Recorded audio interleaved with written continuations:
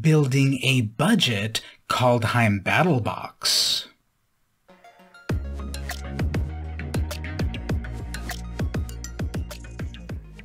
Hey everyone, it's VM Magic Fan.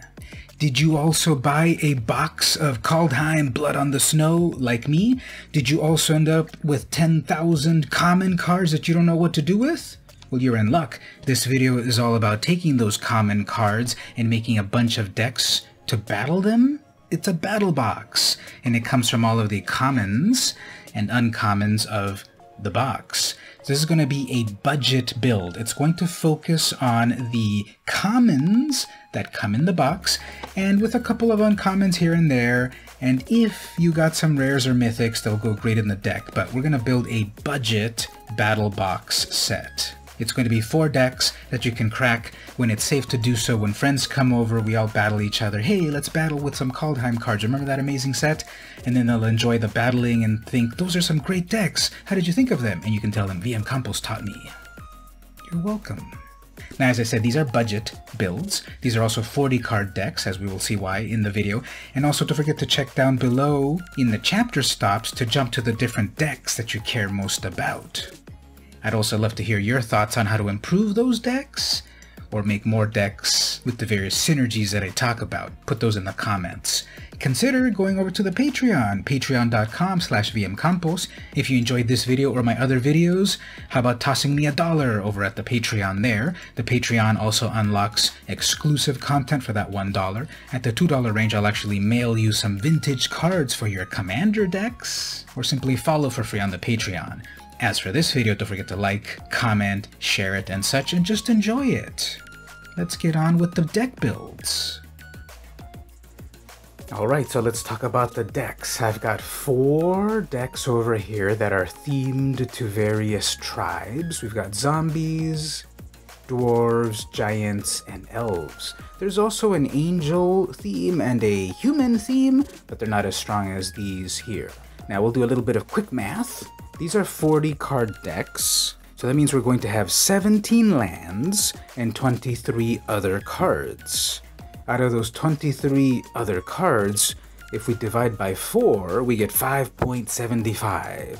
That means we can have 5 types of cards, 4 of each, and then 3 of the last type. The reason for that logic is 4 of each of a card in a deck makes it more consistent that you draw the card. We're doing a 40-card deck, so you're more likely to draw one of those 4 cards that you need instead of digging through it in a 60-card deck. So we can have 5 different cards. 5 times 4 is 20, and then the last 3 are our special cards. 23 other cards. The 17 lands are going to be, so we're going to have 4 of the dual lands of the particular color to fix our mana, and then 4 Shimmerdrift Veils as well. That'll leave 5 of one color and 4 of the other for each of the decks.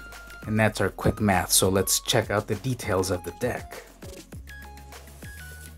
Starting with the blue and black zombie deck.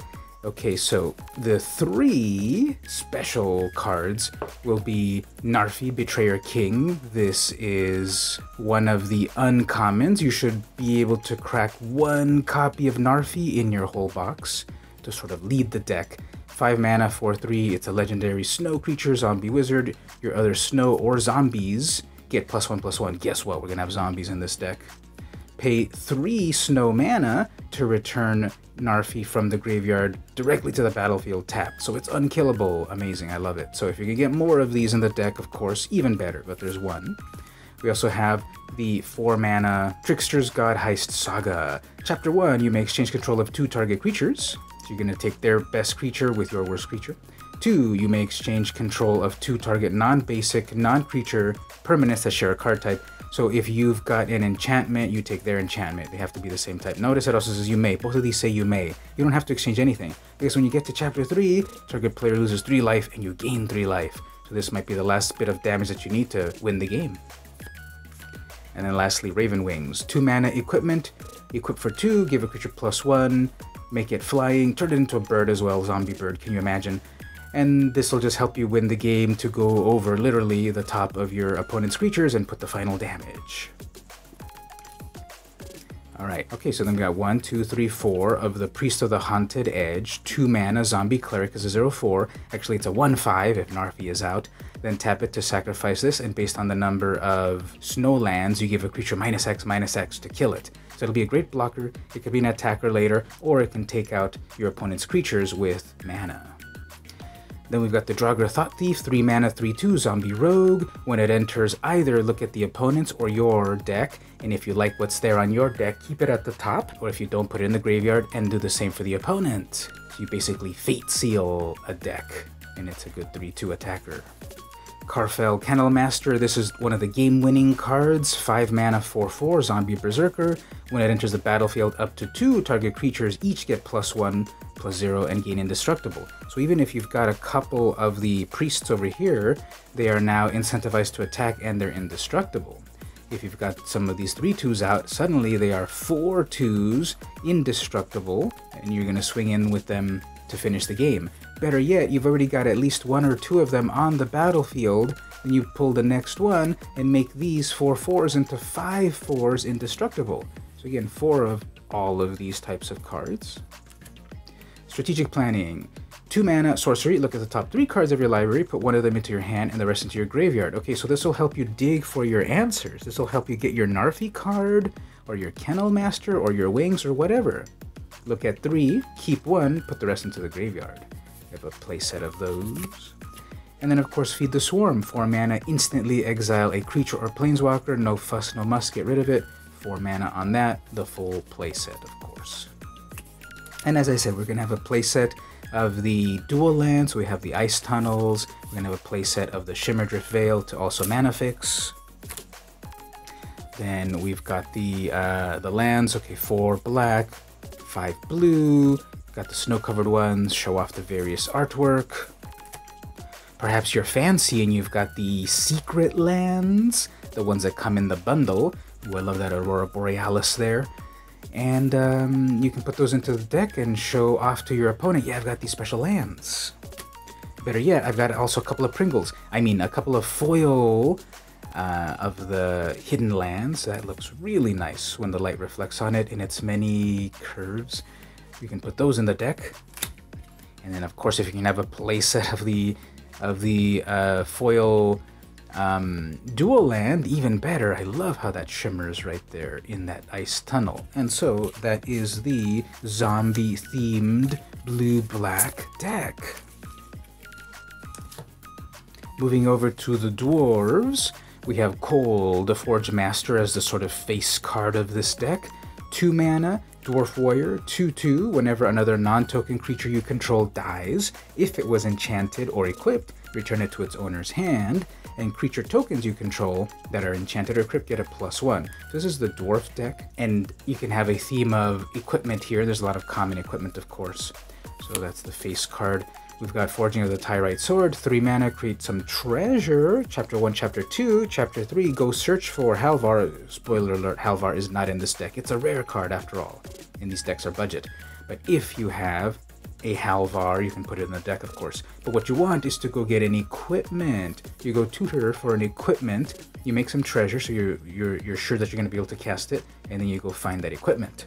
An equipment such as the Tormentor's Helm. I love this equipment so much. It's 1 red mana, equips for 1, gives the creature +1/+1, and whenever it gets blocked, it deals 1 damage to the player. So even if they block your rampaging dwarves, they're still going to get 1 damage. They're probably going to chump block, because adding the +1 is a big boost for only 1 mana. Alright, Axguard Cavalry, 2 mana, Dwarf Berserker, it's a 2/2. Tap it to give a creature haste. So we're going to have some great creatures that we want to attack as soon as possible. And we have the Axguard Cavalry ready to assist. And I love the art on this. The little goat, the dwarf, it's amazing. So the whole playset of that, of course. Breakneck Berserker has haste built in, 3 mana, 3/2. Imagine also equipping it. It could become a 4/3 with haste. I love it. 4 of those. Gold Maw Champion, 3 mana, 2/3, Dwarf Warrior, Boast, 4/2. This is a great card, I love this. You attack with it, you hold priority, of course, pay 2, tap down the opponent's creature that might have been able to block, and it can no longer block, especially if you're attacking with one of these other ones. So 4 of these Gold Machamps. And then the Axe Guard Braggart, 4 mana, 3/3. It's also got a boast ability. This one's pretty broken. Attack with a 3/3, boast it, hold priority, pay 2, untap this, and then put a +1 counter on it. So it's attacking as a 3/3, and if you've got the mana for it, it becomes a 4/4 with pseudo vigilance. Obviously it has to happen after it attacks, but out of this, you can get this bigger and bigger and bigger. This dwarf can get way more huger. The rest of the deck, okay, well, we've got the Frostbite, 1 red mana, to instantly deal 2 damage to a creature or planeswalker. If you control 3 or more snow permanents, such as your lands, it will do 3 damage instead. 1 red mana to do a lightning bolt if you've got the snow, which you will. And then the 4 dual lands, the Alpine Meadows, the Snowlands, and then the Shimmerdrift Vale, and then of course just the regular snow-covered mountains and plains to complete the deck.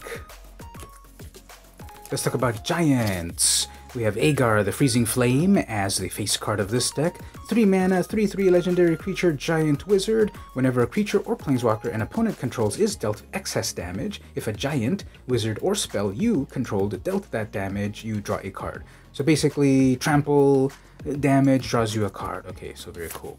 Then we've got Invasion of the Giants, 2 mana saga.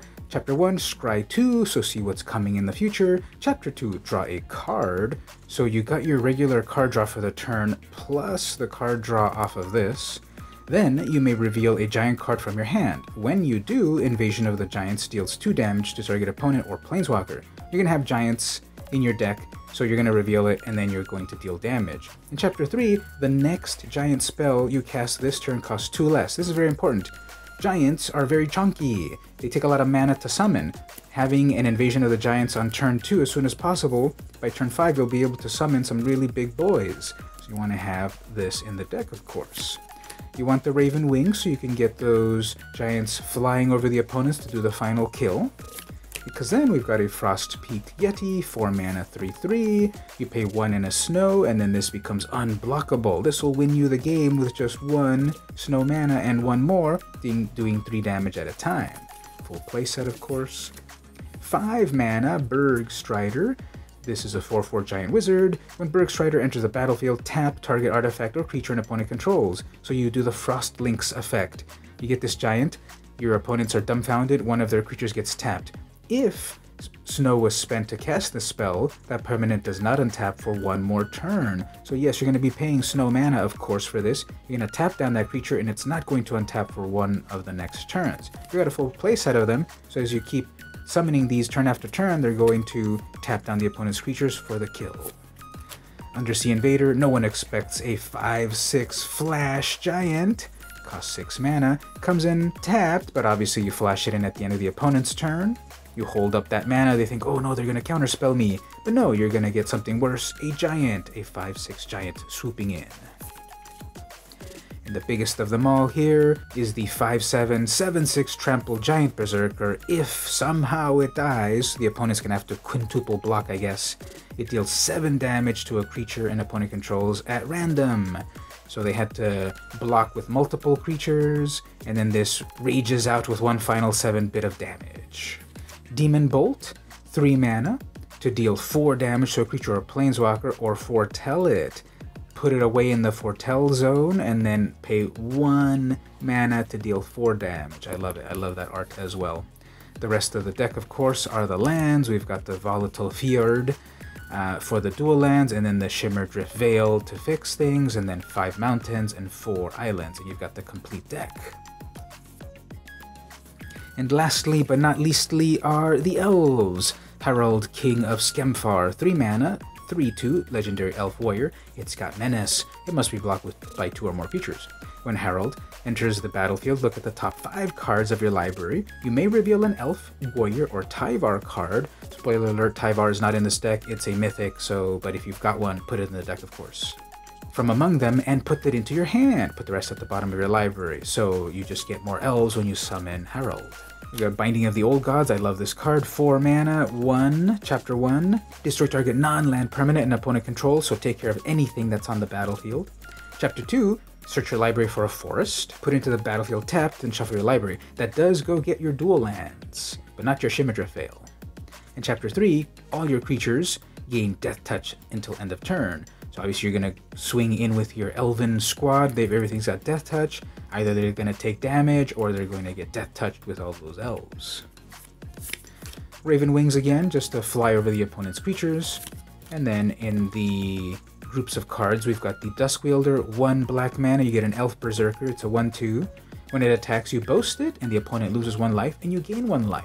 So you ping them a little bit at a time with all 4 of them. Ooh, this one's so nasty. Elderfang Disciple, 2 mana, 1/1, Elf Cleric. When this enters the battlefield, each opponent discards a card. So you better be doing this on turn 2, and since you've got 4 of them in this 40-card deck, you will consistently get this card. That's the whole point of all of these decks being 40 cards. You will more consistently get the cards that you need. Anyway, you weaken the opponent's hand. You also have a 1/1 that can block or attack. So 4 of them. Elderleaf Mentor, 4 mana, brings you a 3/2, and they bring a buddy. When it enters the battlefield, create a 1/1 green elf. So you get 2 cards for the price of 1. Grizzled Outrider is just a 5/5 for 5 mana, elf warrior, riding a bear, hilarious. Nothing hilarious that your opponent has to block this huge creature, and imagine putting wings on it. 6/5 in the air is nothing to laugh at, even if they're riding a bear. Feed the Serpent in order to then take care of the opponent's creatures or planeswalkers. That's a must. The dual lands, of course, the Woodland Chasm, which is the Swamp Forest, and then the Vale, and then your regular lands, the 5 forests and 4 swamps. And then you've got the complete Elven deck. Now obviously these were all budget builds. It's all focused on commons. If you can get more of the uncommons, it'll be even better. If you want to go up to 60 cards, then you can put more cards at a time. You can put groups of 9 times 4 to get to the 60 card version of the deck.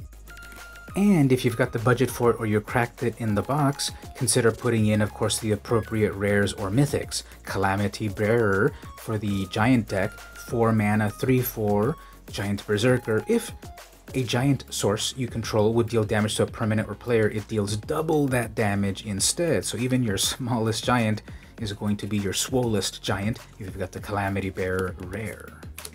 Perhaps you pulled Magda, Brazen Outlaw, the 2 mana, 2/1 legendary Dwarf Berserker at rare. Other dwarves get +1/+0. Hey, my deck is full of dwarves. Magda's gotta be in there then.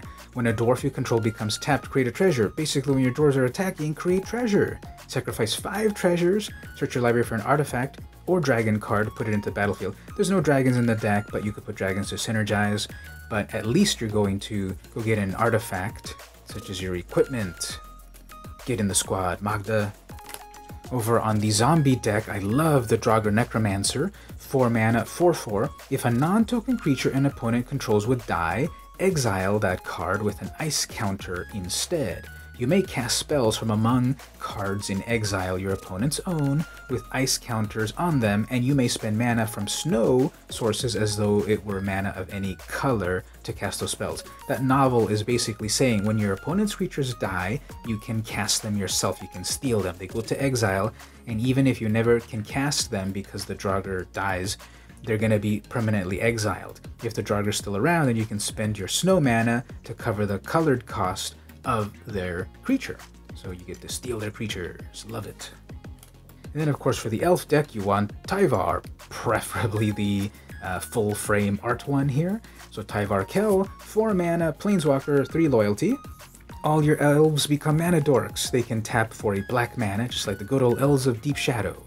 +1. Put a +1 counter on up to 1 target elf. Untap it, it gains Death Touch. So make your smallest elf even bigger, perhaps that token that you generated. 0. Create a 1/1 elf warrior token.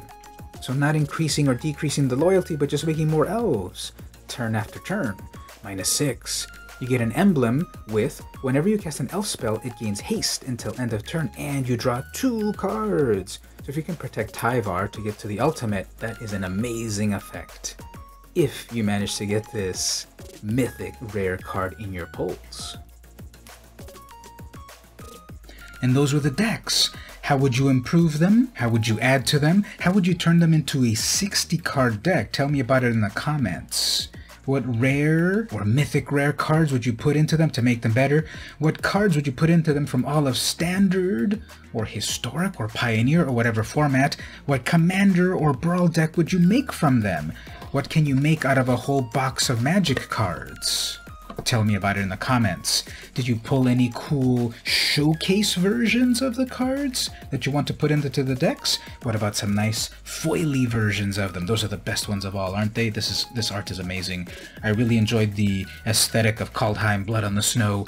It was a very cool sort of set.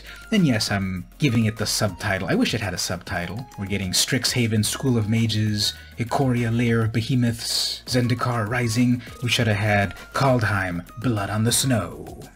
Let's start a movement to call that officially the name of the set, Kaldheim Blood on the Snow.